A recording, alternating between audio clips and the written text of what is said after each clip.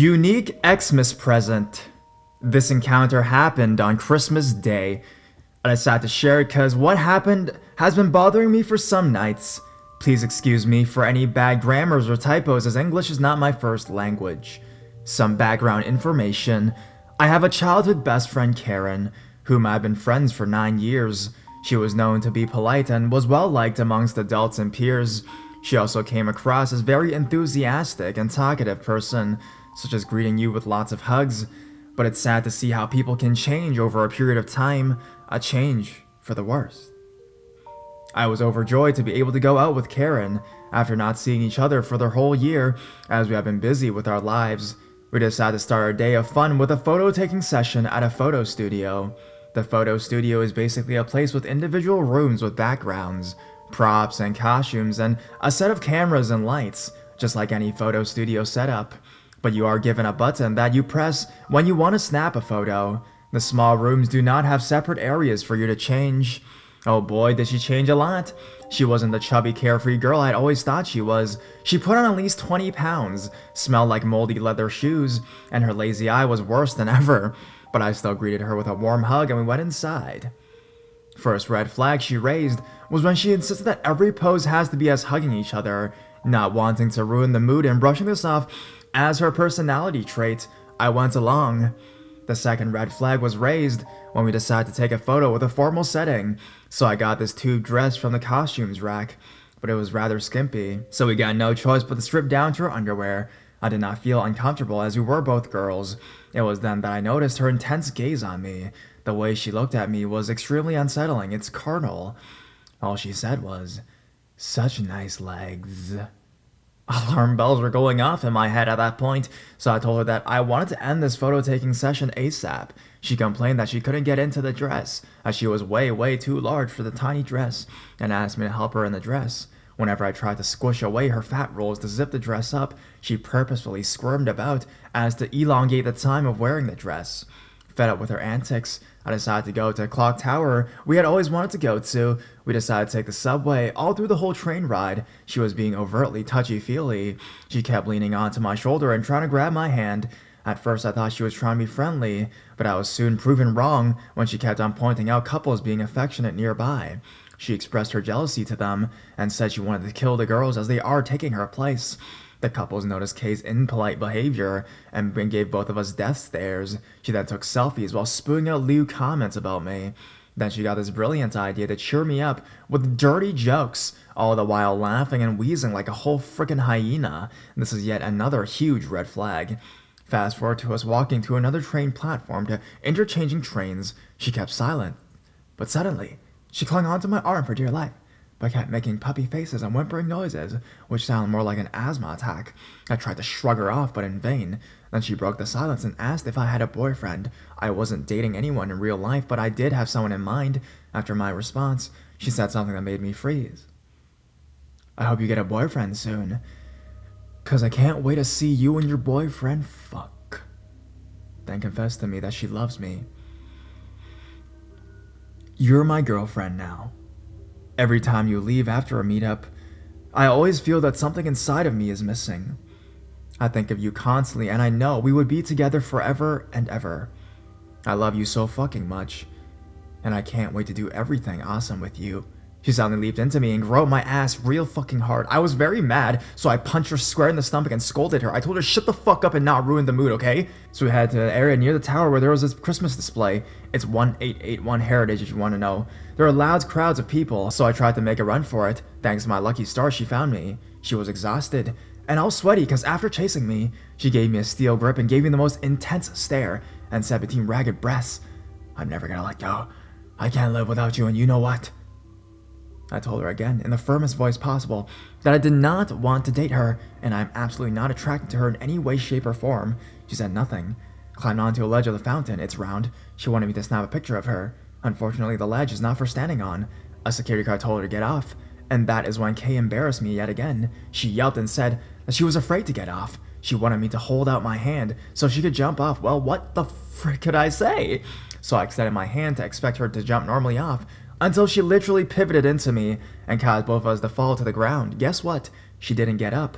Instead, she pinned me to the ground, and put her disgusting face close to me and whispered, "Baby, you saved my life." She tried to kiss me. I pushed her off of me and stormed off. Despite telling her that I do not want to date her, she still called me baby. I felt violated and disgusted. I scolded her and she cried in front of so many people. I just turned and left when she grabbed me by the waist and dragged me to the clock tower. In order to not cause a scene in public, I told her to keep her mouth shut and just take a picture in front of the tower and call it a day. All was well, and she asked for a tourist to take a picture of us in front of the tower. She called me baby really loud and hugged me from behind. She rested her head on my shoulder again and got ready for the pose. After the photo was taken, we went to sit on a bench because she wanted me to unwrap her present. She got me a nice book and a letter. She wanted me to open the letter. What was inside the letter appalled me. In the letter, she rambled on about what she finds me attractive, and at the end of the letter was a red mark. It was fresh menstrual blood. "It represents my undying love for you. Keep the letter inside your pocket, and think of me when you see this blood. I bled for you." I was shocked. I gaped in horror. She suddenly grabbed my hand and shoved it inside her pants. "Do you feel the warmth?" I put a warm pouch inside my pants, baby, because it's cold outside. Cue her high-pitched giggles and crazy grin on her face. This is a madness. I chucked the letter into the first bin I saw and sped away. I just ran and ran and ran. I just couldn't believe it. 1,000 thoughts raced through my head. What caused her to change like that? What the hell just happened? Why did I just touch a warm pussy? Needless to say, I told my parents about what happened and I called her parents as well. I blocked her from every social media, but that wasn't the end of it. I received 37 missed calls in my home telephone when I woke up this morning. I had enough. I left her a voice message to never call me and find me again. Karen, just get lost. Thank you very much.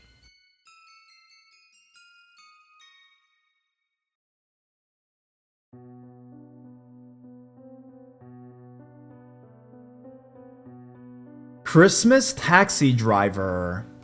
Not as crazy as some people's stories, but was such a terrifying experience for me. So a bit of background information. I'm from a small rural town set in the East Midlands in the UK, and everything is quite spread out. My mom lived on a small street on the edge of town, tucked up into the corner, with very little lighting from streetlights at the time. The street was a dead end, and shaped like a C, with my mom living at the dead end, at the top on the left. I'm also about 5'2" and weighed about 105 pounds at the time. This incident happened on Christmas Eve in 2011, so I was only 21. I was visiting from my university up north for Christmas, and I'd gotten out with some friends from the area for a catch-up and to celebrate the season as well. It had gotten late and I need to catch a taxi to get home. I didn't want to call my mom at 1 a.m. Christmas morning to come and pick me up, and it was too far to walk. My friends had all headed home, as they live much closer to the town center. Unfortunately, I hadn't realized that the taxis were all charging double fares because it was Christmas, and only had saved $10 rather than the $20 it was going to cost me that night. I didn't have my bank card, silly I know, and I thought that I was going to have to wake my mom up after all. And one driver pointed out that it was Christmas, so he would do it for 10. He leant over and opened the passenger door and I climbed in. Now, in the UK, black Hackney cabs don't really take passengers in the front seat. You're meant to sit in the back area normally. I was drunk, and honestly just grateful for the ride, and didn't think anything of it. I gave him the street name and we set off. He seemed very friendly, asking how my night had been, what my Christmas plans were, and just regular chatter. At some point I mentioned that I was visiting from university, and he asked what I was studying, to which I replied motorsport engineering. At this point, he became fascinated with me and what I was studying. He kept making comments about how he would never imagine a girl as young and beautiful as me would have be interested in cars, how amazing that was, that he thought it was incredible, etc., etc. I thought it was odd, but I've had some weird reactions when people found out what I did before, so I just smiled and nodded to keep things friendly, as we were nearly at my street. Then things got a bit weirder. We pulled up into my street, a few doors down from my house, and of course, it was super dark. I'm drunk, I'm tired, and I'm a bit creeped out by his obsession with me, and when I study at this point, he's still going on and on and on about it, so I just try to give him the money and get out, but he won't take it. He just ignores my hand waving the money around, and keeps talking. He also leaned a lot closer at this point. I tried the door handle to let myself out, but the locks were engaged, and I couldn't find any way of unlocking it in the dark. He completely ignored my attempts to open the door and just kept talking at me. I can't remember everything he said anymore. Mostly he carried on the same way he had been, but with more references to watching me bend over. I was really freaked out by this point, and I tried to say that I need to go several times, but he just kept ignoring me and say he loved how incredible I was. We just been sitting in the dark at the end of my street for about half an hour at that point, with his engines and lights off. There was no way anyone from the houses would have been able to even tell there was a car if they had looked out their windows. Then I saw a light turn on in my next door neighbor's window up the street from us and blurted out, "Oh, that must be my mom waiting up for me. I better head in before she calls and starts to worry." The look on his face was genuinely terrifying. He looked like a combination of angry, disappointed, and also contemplative, like he was trying to decide something. I waved my money at him again and pulled on the door handle, and he popped the locks and let me out. I ran all the way to the front door and let myself in, before locking everything behind me and peeking out the curtains. He didn't drive away for another few minutes, and I remember being aware that he saw me go into my house. He also must have known that I lied about the light being my mom. It wasn't even my house. I never saw him again, and went back to uni 4 days later. I told my mom what happened, and she insisted on driving me around for the rest of my stay. To this day, I still get nervous taking taxis, and always message someone when I have to use one, so they know where I am and when to expect me. So creepy taxi driver, let's not meet.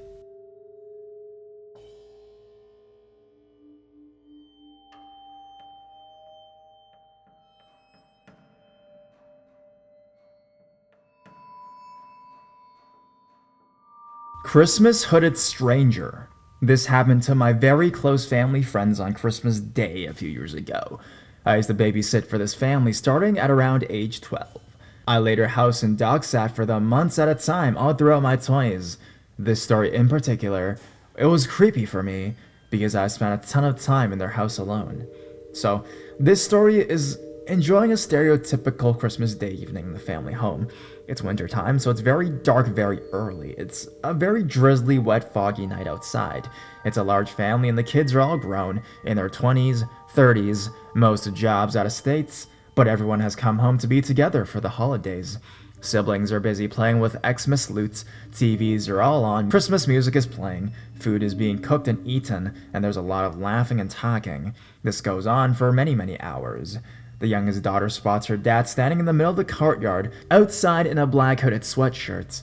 The hood is over his head, just so his mouth and chin are visible, and he's looking in at the house. She casually calls over to her mom, who's in the kitchen at the time, to go check on dad because it seems like he needs help with something inside the yard. Except mom says dad is in the bedroom taking a nap. Mom and sister quickly come to the realization that there is a creepy total stranger in a black hoodie, just staring in at them, not moving. On Christmas Day evening, as you can imagine, the family collectively shits enough bricks to build another chimney for Santa. They proceed to alert everyone in the house, run around checking the locks on the many, many sliding glass doors and windows, and wake up Dad. In the meantime, Black Hoodie Creep can see everyone's movements because the house is pretty much completely glass window walls. This guy continues to just stand there in an intentionally creepy Jason-like pose, not moving, except now he has a sinister smile on his face. It's obvious that he's enjoying being caught. At first, the family thinks it might be like a practical joke or something. The family members start to call out things to him to intimidate him, like, "If this is a joke, it's not funny. We already called the cops. We have a gun." But the guy just keeps standing there, smiling, and not moving for a long, long time. Then suddenly, he rushes up to the glass and starts pounding on it, not saying a word, his face still obscured by the hood. Obviously, he is intentionally trying to scare people, if not break into the house, and now the family really does call the cops. After pounding on the glass for a good while, he runs and hops the fence near the home's trash cans and heads to the neighbor's yard. The neighbors are also good friends, so the family calls to let them know what is happening, but they never see the black hoodie man. The cops arrive within minutes, take the statement, check all the neighboring houses, but never find the guy. Not long after, the family had their courtyard area completely remodeled, including a new security and light system. The scariest bit of the story for me is that they had no idea how long this guy was just standing there and watching them, enjoying their Christmas. Bonus details.